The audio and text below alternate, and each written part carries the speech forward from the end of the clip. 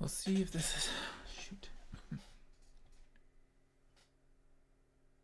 Okay. Whew.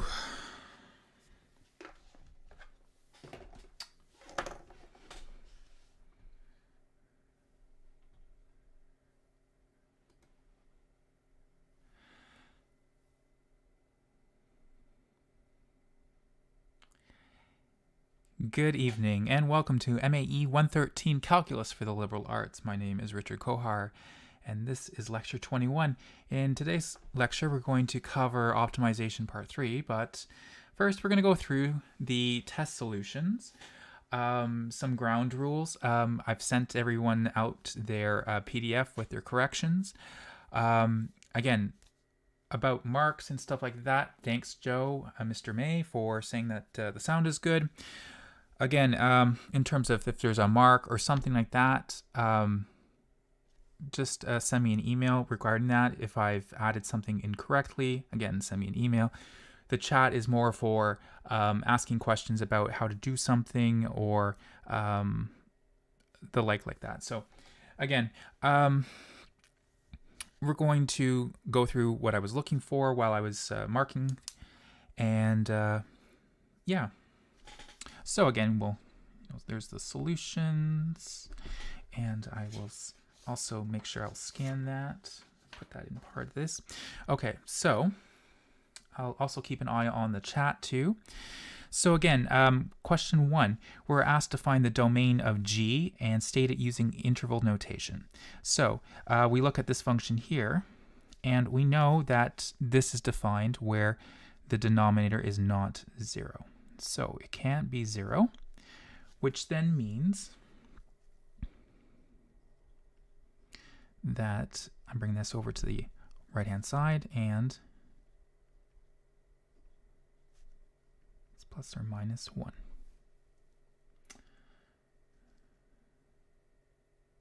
Okay. And so we need to state that using interval notation. So the interval then is from minus infinity to minus 1, union minus 1 to 1, union 1 comma infinity. Then the next one that we have to do is we have to determine this composition. I'm just going to make sure that the YouTube is streaming smooth enough. Hopefully. It seems to do that around this time. Okay, so we're going to take the composition of the function. So to do that, it's G composed of F. So inside of that, it's going to be F. So it's the square root of x plus 1. And then we're going to put inside of G at x, everywhere there's an x, there's going to be a square root of x plus 1. So it's x plus 1. And that's going to be squared plus 1 all over the square root of x plus 1 squared minus 1. And if I have a square root and a square, that just leaves me with x plus 1, and then I have x plus 1 minus 1. And so I'm left with x plus 2 over x. Then the next one was that we need to calculate what the composition is at 2. So I just substitute in my value. I have 2 plus 2 over 2, which gives me 4 over 2. 4 divided by 2 is 2. Now, we need to find the indicated limit. This one's nice because I can substitute in 12 immediately, and it's defined still. So I have 1 over the square root of 12 plus 4, or 12 plus 4 gives me 16. So the square root of 16 is 4. Now, this one I can't substitute in 3 immediately because if I do, I get a 0 in the denominator. So I need to do a little bit of algebraic manipulation. So I need to actually use factoring.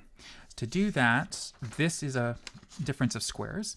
So that is x minus 3 and x plus 3 up top in the numerator. And in the denominator, I can factor that with x minus 3 and x plus 1. The x minus 3 and the x minus 3 cancel, so I'm left with x plus 3 over x plus 1.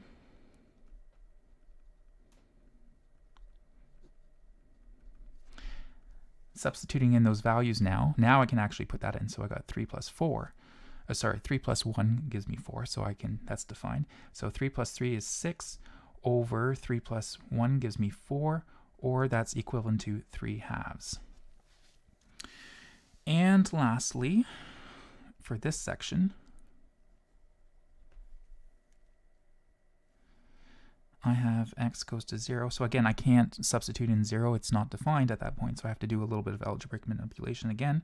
So this is where I need to do the radical conjugate.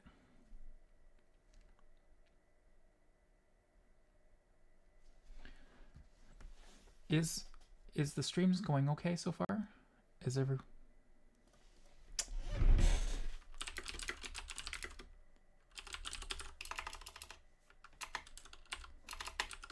glitchy?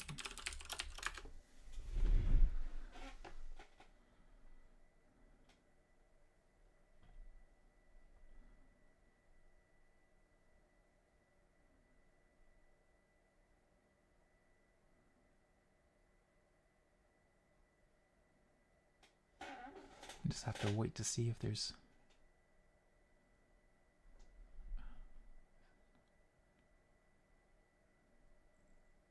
okay. Yes. Okay. Let's see what we can do.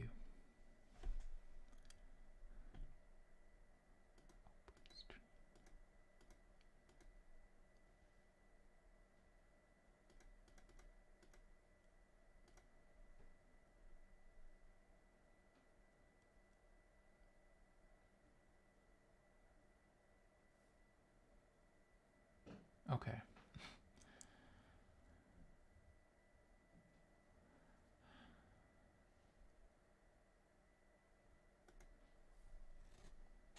The sound is fine, the video is choppy. Okay.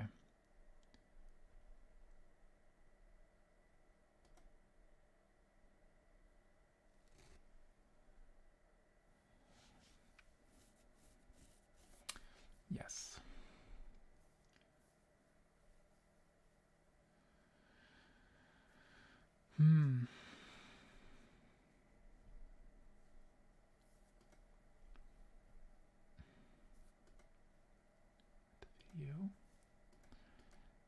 Just a second. We'll see if I can get this to work a little better.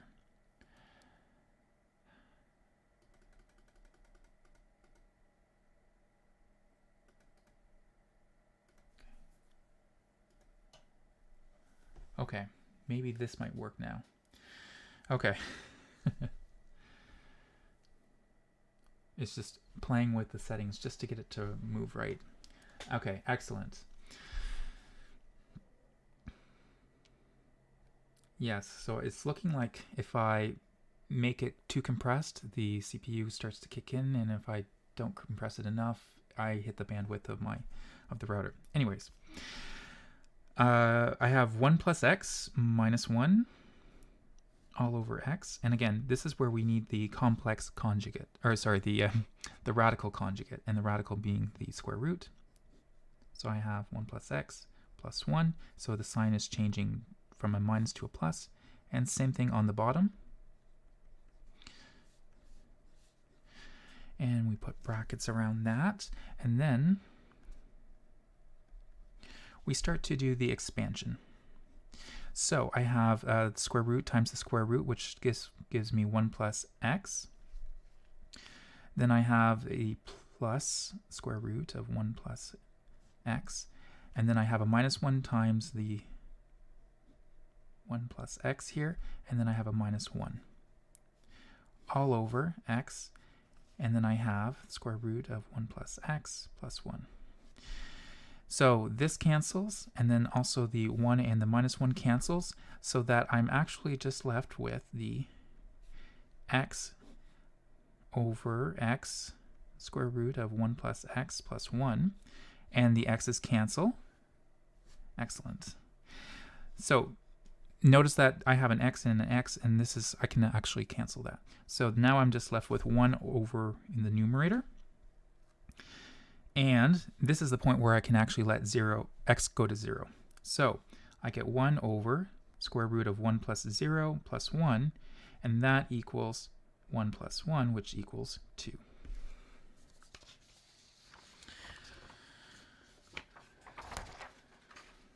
Okay, number 3. This one is quick.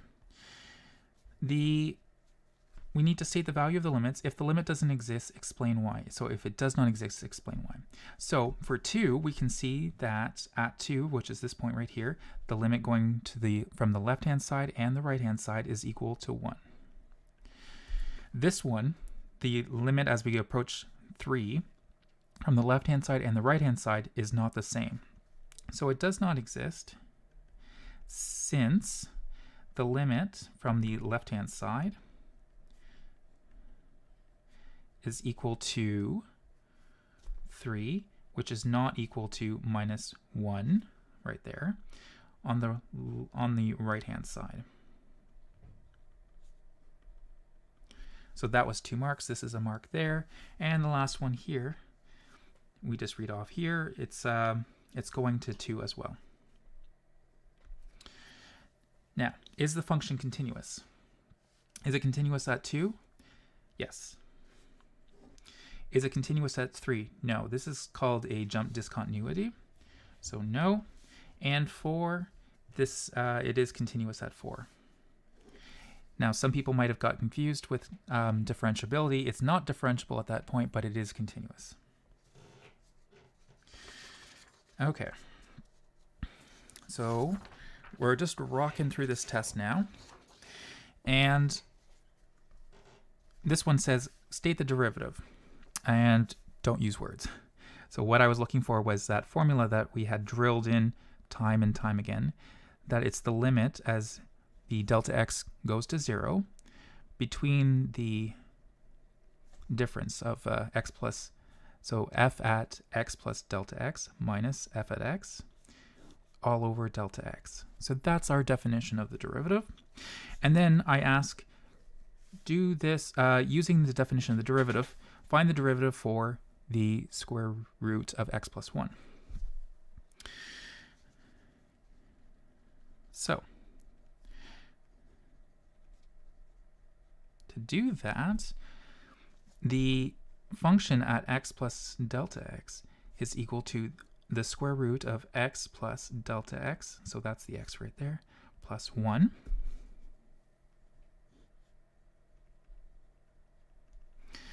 And we subtract the original function at x plus 1 all over delta x.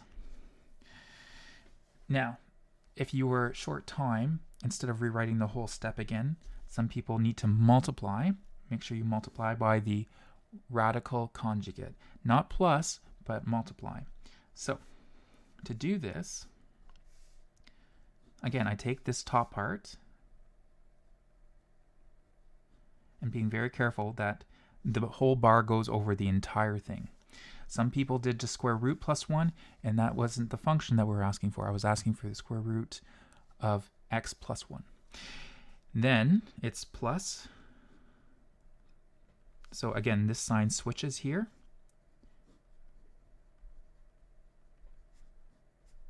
Plus. And then we start to expand.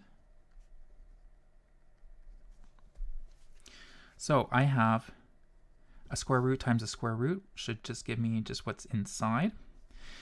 I have plus square root of x plus 1 times x plus delta x plus 1. And then I have a minus square root of x plus 1 times the square root of x plus delta x plus 1. And then last, I have a minus. This, again, this is where some people made a mistake too. There's a minus here, and it's all in the inside. So the square root times the square root gives me just what's on the inside, but there's the minus out in front. All over delta x, and don't forget what we have in the denominator here. We have all this now as well. plus square root of x plus 1. Now, these cancel, and I'm left with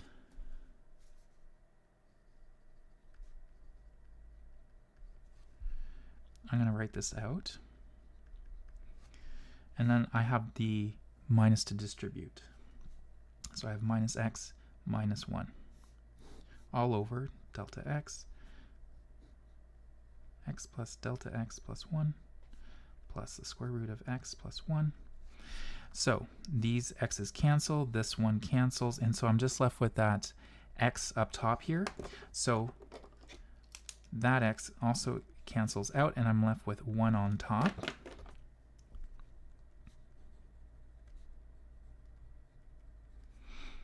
So I'm left with 1 over the square root of x plus delta x plus 1 plus the square root of x plus 1.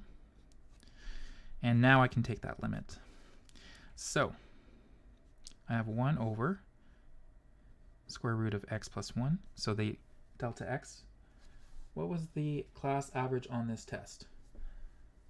That is something I don't want to say out loud over a YouTube live stream, but I can answer that question over email.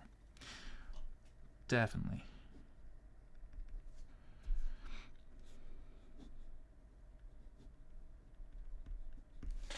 I hope that is okay. Some of it is for privacy. Then we have to, oh yes, and if you wanted to do a check, here's a check. What we wanted to do was we had the original function, and that's equal to x plus 1 to the 1/2. And then I have the derivative. So again, I can have that as chain rule, so it's the half comes down in front, plus 1, minus a half, and then the derivative of the inside is just 1. So that equals 2 over the square root of x plus 1. So that's good. We got what we wanted. Then we need to determine the slope. So determining the slope of this function. And so the slope of that tangent is equal to, at x equals 3. Was it bad? It was quite spread out. Yes. There was a large range.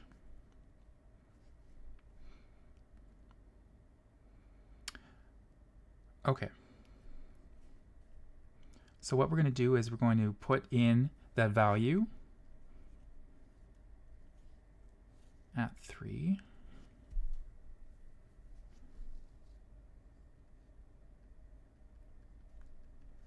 So, oops. We have 1 over 2 to the 4 times 2, which gives me a quarter.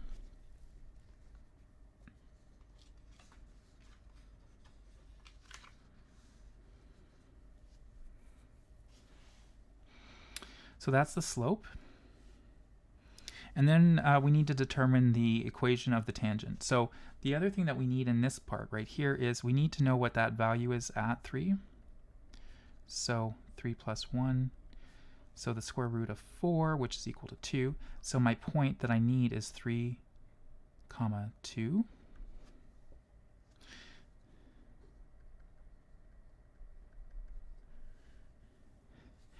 And then substituting in my values, I have 2 for my y value. For my m, I have a quarter. Then I have for x is 3 plus b. So then I have 2 minus 3/4, which is my b, or that's equivalent to 5/4. So therefore, the equation of the tangent to f at x equals 3 is y equals a quarter x plus the y-intercept, which is 5/4.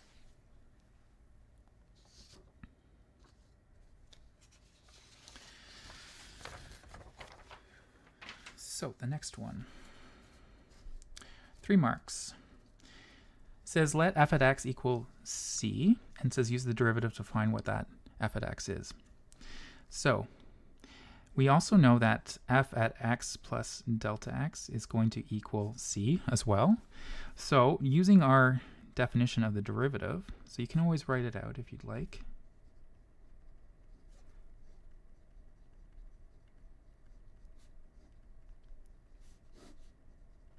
Okay.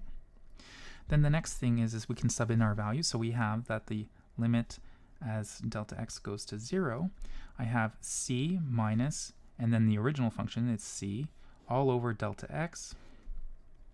C minus c gives me 0. So 0 over delta x. I don't want to sub in that value yet, but 0 over anything is going to make the whole thing 0. So the limit as delta x goes to 0 of 0.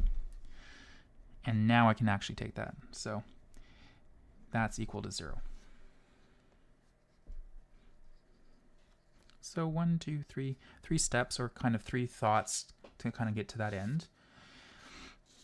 Okay. This one wasn't done super well. And the reason for that is people just started to apply the power rule immediately. So they would just look at that and they said, oh, okay, well, I have 4 over x to the 5th. And they said that that was equal to just, oh, we'll leave 4 over top there, and then we'll apply the power rule. And so I got 4/5 x to the 4th. Okay, doesn't work like that. And to see that, you have to rewrite the function.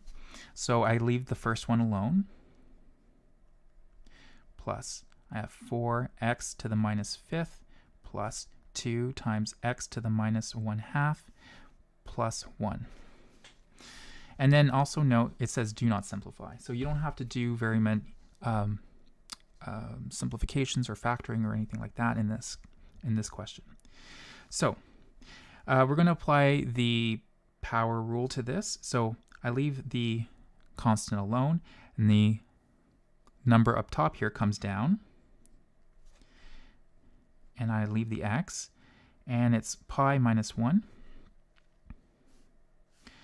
Then the next one that I have here is I have 4 times minus 5 gives me minus 20 x. This decreases by 1, so that's minus 6. And then the last one that I have is 2 times minus 1/2 x to the minus 1/2. So minus 1/2 minus 1, that equals minus 3/2. So that's minus 3/2. And then the derivative of constant, which we just proved, right over on question 5, the derivative of that is 0. So you didn't have to do anything more than that, but I can neaten this up just a touch. So I have 20 over x to the 6th. And then 2 divided by 2 gives me just the 1, so minus 1 over, I have the square root of x cubed. We could not put 0 over 0. No, that's the whole point of the limits. So we can't do 0 over 0. If I go over here, yeah, I can't take that yet. So when I have any kind of a number, if I have 0 over 3, that's still 0. So that's how I can actually make that equal to 0. Again, the numerator or the denominator can't equal 0. So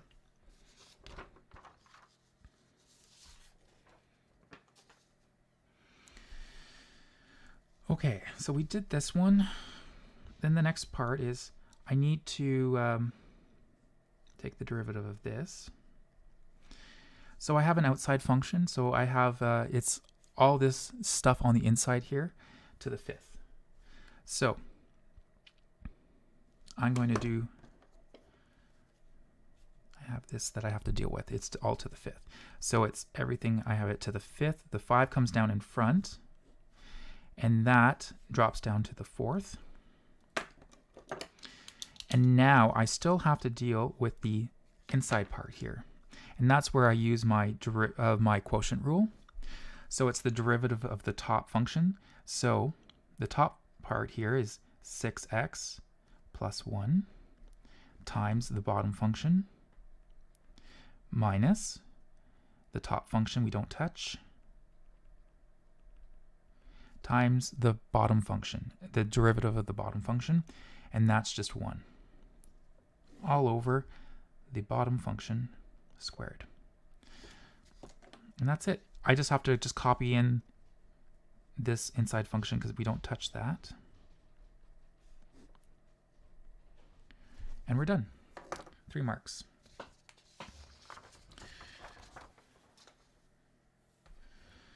All right. The next thing is, this one is testing if you know the product rule. So I have this, and I know that if I take the derivative of f of x, that it's the derivative of the first function times the second function unchanged plus the first function times the derivative of the second function. So if I wanted to do that,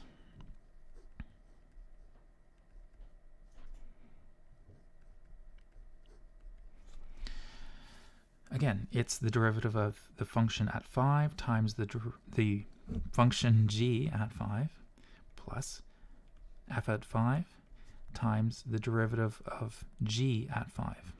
And then you just read off the values. So I have f at 5, which is 4, times g at 5, which is 0, plus f at 5, which is 2, times 9. So 4 times 0 is 0. 2 times 9 is 18. And there's 2 marks. Okay.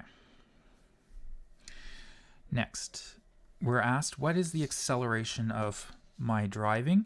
There was one person who was clever enough to see that there was a typo because I had set that the domain was from 0 to 4 and the acceleration was at 9.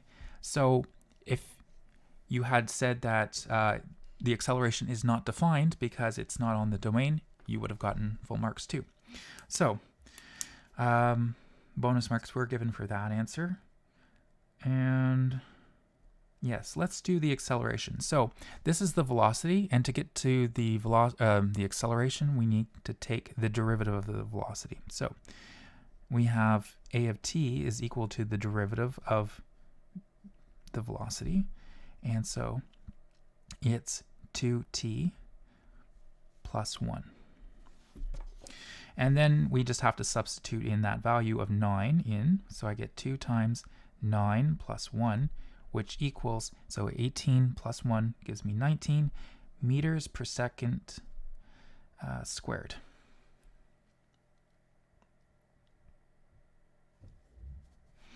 Then the next thing, which was they asked you to find what the jerk was, or the second derivative.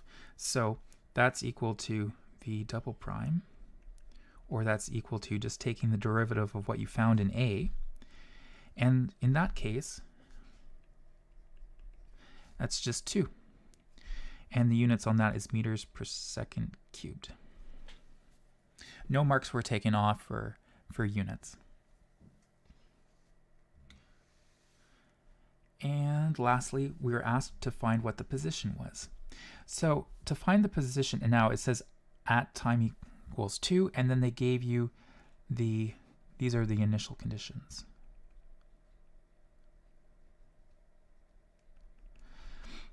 So the position is equal to finding the integral of the velocity function. And to do that, then that's taking the integral of t squared plus t plus 20 dt. And so we use our, kind of think of it as the reverse power rule that we had for our derivatives. So we have t, the exponent goes up by 1, so that's 3. And in the denominator, it also goes in, so we have 3 as well.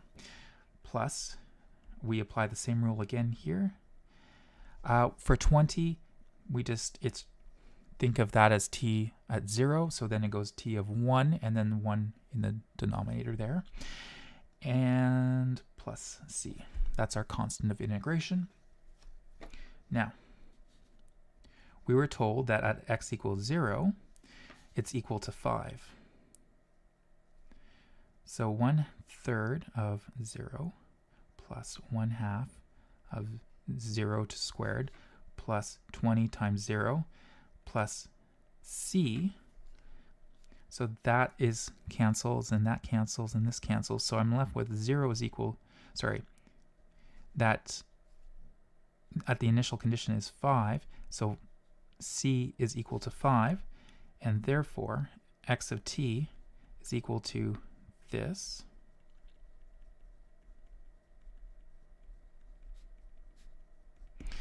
And we're asked, lastly, to substitute in what that position was at 2. So we're just substituting that in, just some routine arithmetic at this point. This was probably the trickiest part of the arithmetic because it didn't simplify to a nice whole number. 29 2/3 meters. But that's it. And lastly, oh, okay. Yep. Last one. Now, this one said there's a manufacturer who makes vinyl records. And to do that, we need to first find what the revenue function was. So the revenue function is the price times the number of units, and we are told what it was. It was $30 for a vinyl record. And if they sell X many of them, they'll make X times $30. So that's one mark right there. Then the next thing is we're asked to find the marginal profit function. So we have to find the profit function, and to find the marginal, that means find the derivative. The profit function is the revenue function minus the cost function, right? That's how much money that the manufacturer has made. And to find the marginal profit function, to do the derivative, is we take the derivative of the revenue function minus the derivative of the cost function. Because again, we can take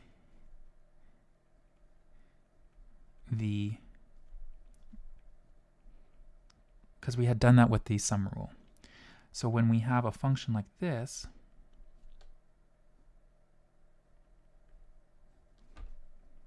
we can apply the derivative to each individual function. So we get dr by dx plus dc.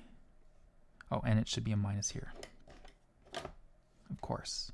So while I'm saying the sum rule, it's also the difference rule also applies.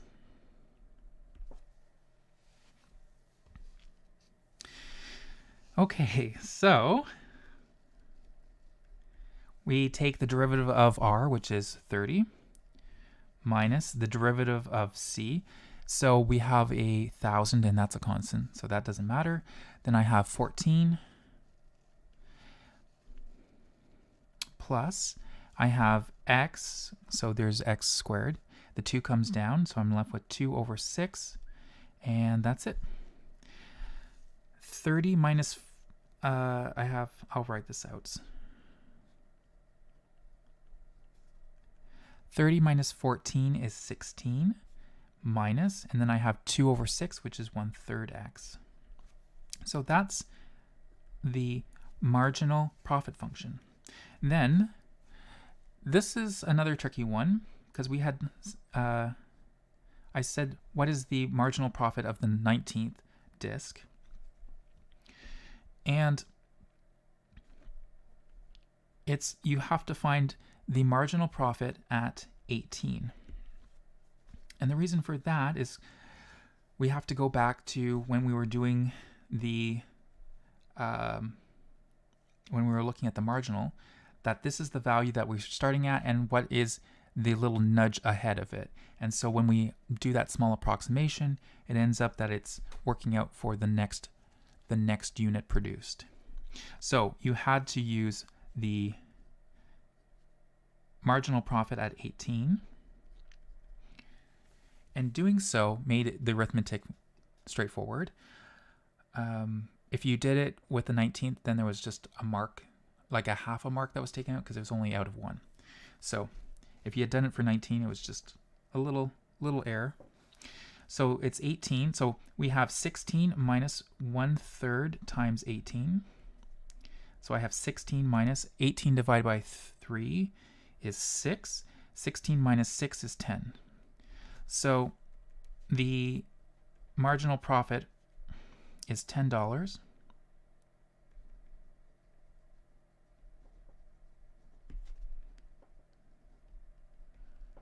On the 19th discs sold. Done.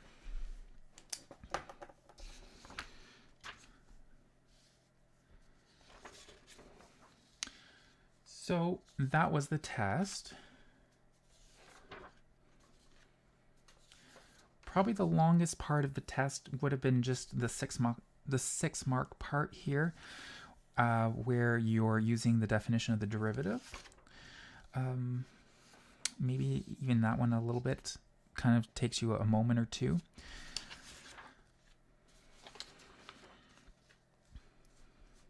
But go through the test.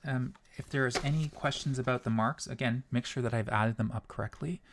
That is also quite a possibility that my arithmetic failed. So again, I'm as human as like the rest. And so we can use those.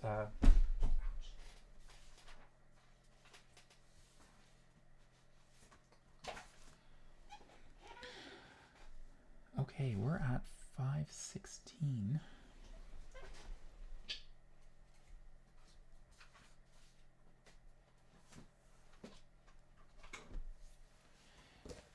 First of all, is there any questions, or if any questions that I should go over or to kind of explain again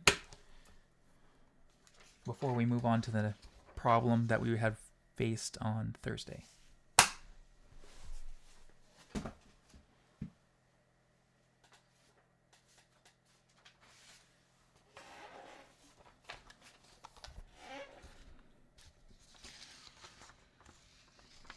Keep forgetting how much of a delay there is. There's about 30-second delay between when I say something and then when you guys hear it and then I see the question. Okay, if not, I will move on to what we were covering last time. I will scan these sheets and that will go under our scanned lecture notes.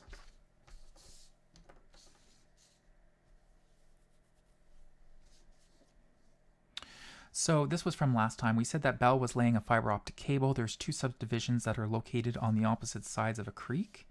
And that creek is 100 meters between the banks.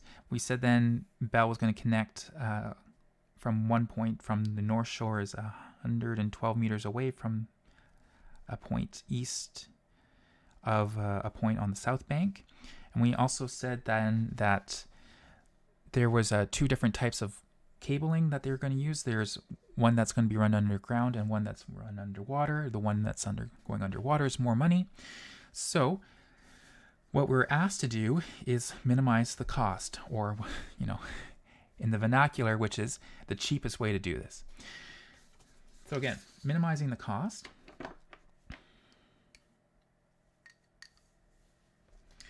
So to do that, we had this objective function. So right here, this is the cost of running the underground.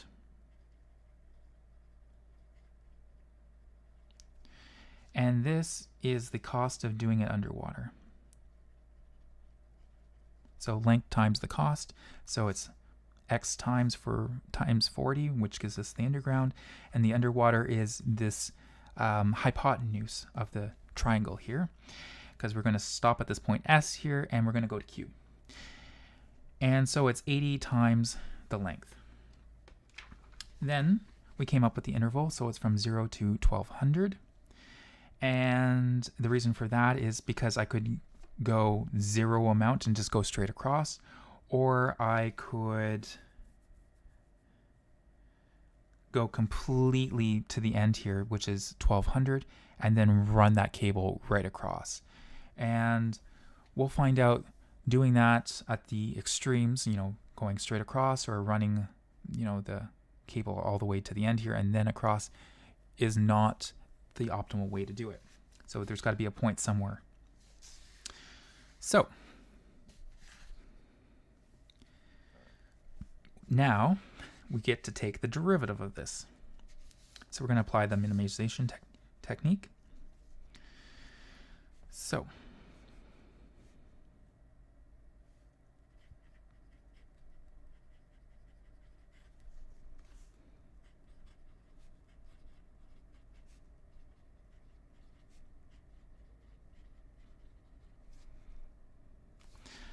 continuing the bell cable problem, I'm going to take the derivative. So taking the derivative, what I should do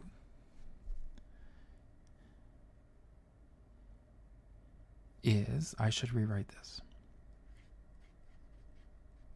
So I got 40x plus 80 times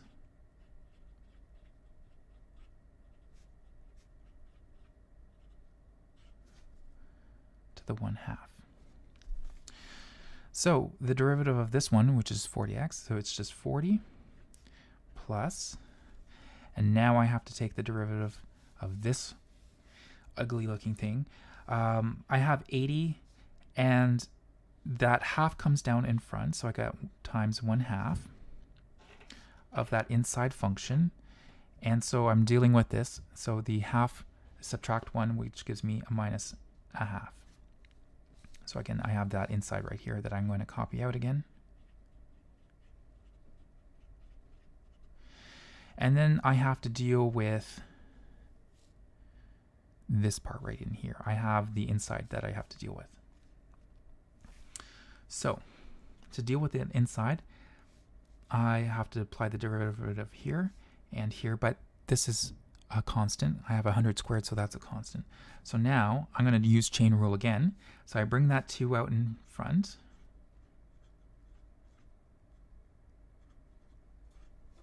Okay, and that goes down to 1.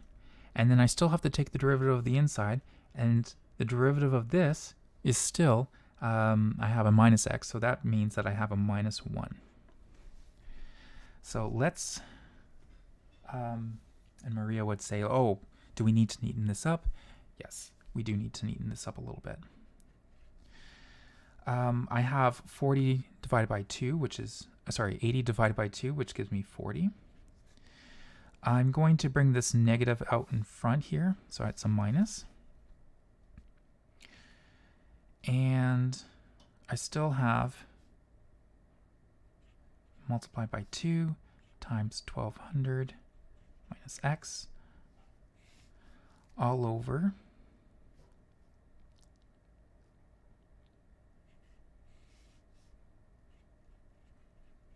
1200 minus x squared plus 100 squared. So I think I have everything.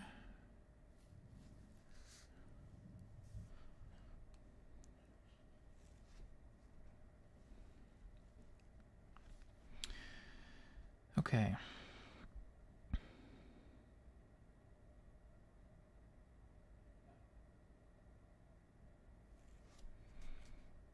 Now, the next thing that I need to do is set that derivative equal to 0. Because I'm going to look for where the where the local minimums could exist. And those exist on that function where the tangent is 0. So I'm going to set that equal to 0.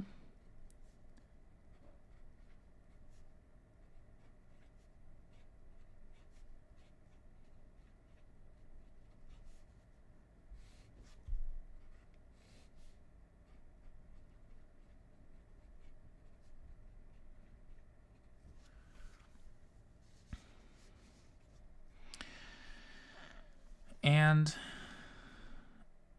just to make sure that people understand what I'm going to do next, I am not going to start canceling. I'm going to show one extra step because, again, I saw a lot of people starting to cancel things that they really shouldn't have done.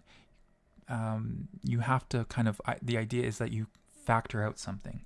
So I'm going to factor out this 40 here. And then I'm left with 1 minus, and that 40 disappears. So I have 2 times 1200 minus x all over the square root of 1200 minus x squared plus 100.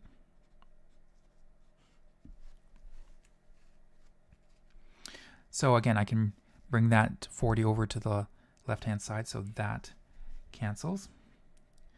And I'm left with 1 minus 2 times 1200 minus x all over the square root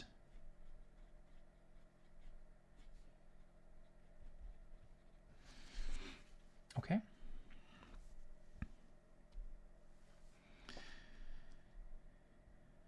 And I'm going to start to solve for x now.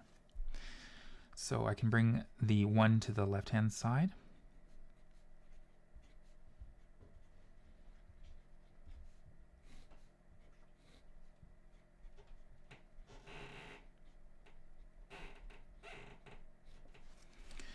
And again, as you're starting to do something like this, be very careful of when you're copying from one step to the next. I'm not a big fan of copying out steps because sometimes I drop a negative or I drop a square or something like that, and that's where it can start to fall apart. So be very careful and meticulously paying attention to when you're making a copy. Okay, so I have a negative and a negative on both sides, so I'm going to turn that into a positive.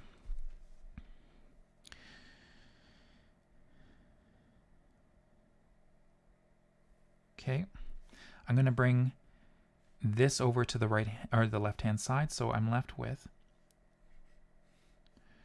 now it's 1 times all of this, so it's okay, I can write that.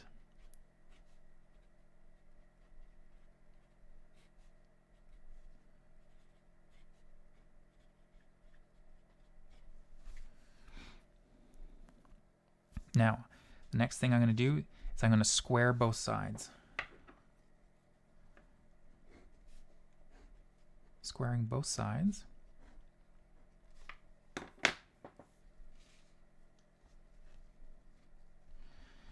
So I got 1200 minus x squared plus 100 squared. Now this is where I can apply it because I have a times b all squared. That's equal to a squared times b squared. That's fine.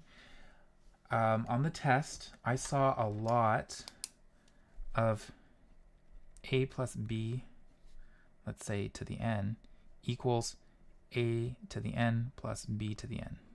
That's not the case. That's not equal. So again, I saw people doing something like this, a plus b not equal to square root of a plus the square root of b. So that is forbidden, but it works for multiplication. Okay, that's part of our rules for our exponents. So again, that means then I have 2 squared, so that's 4 times 12 minus x squared.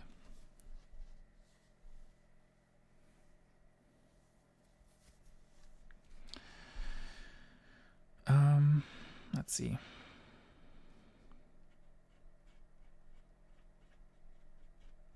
I'm going to bring this over to the left-hand side, so I got a minus 12 squared, and it's still 100 squared. 100 squared. So 4 minus 1 is 3, because again, there's my term here, and here's my term. I have 4 of these minus 1, so that's 3 times 1200 minus x squared.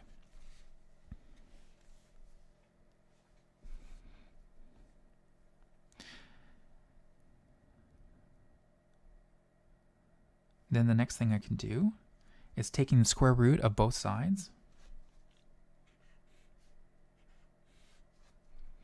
I get 100 is equal to the square root of 3 times 1200 minus x.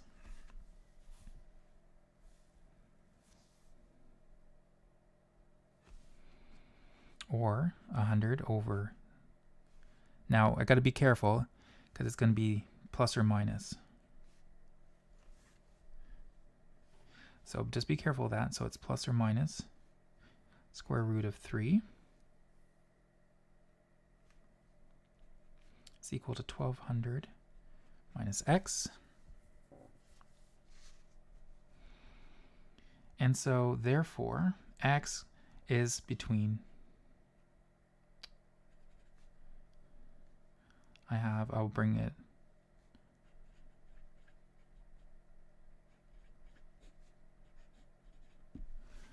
okay. So, you know, and then we can actually punch that into our calculator. We're almost finished. So if I punch that into the calculator, 100, and we're going to take the square root of that, divide that. So I have it, this is 57.7350, and 1200, let's subtract that. So that's approximately 1,142, or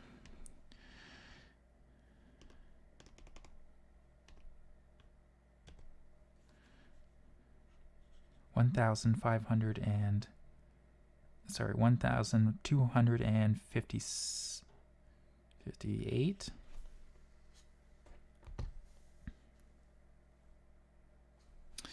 Now notice that that is outside of our domain, so that's not admissible. So what we do then is we check the values.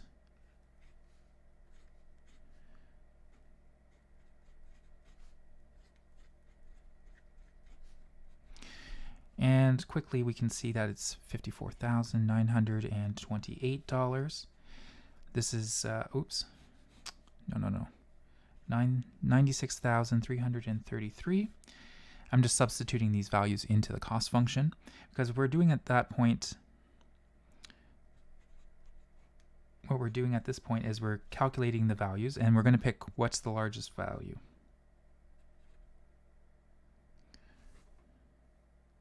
And at 1200, I got 5600. And I was saying that incorrectly. What we're doing is we're minimizing. So we need to pick the smallest value. The smallest value occurs here. So this is the minimum. And this is actually the global minimum. So therefore, you have to lay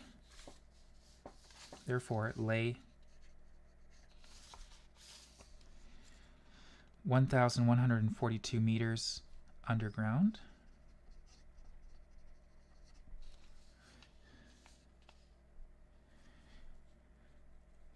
And then lay the remaining cable underwater. Okay, so thank you for tuning in. I know this was a quick optimization problem. If there's any questions, again, you have my email. Send me an email at my RMC account. If there's any issues with my adding or if there was a question about the test, feel free to send me an email as well. And thanks everyone for tuning in. Have a great night.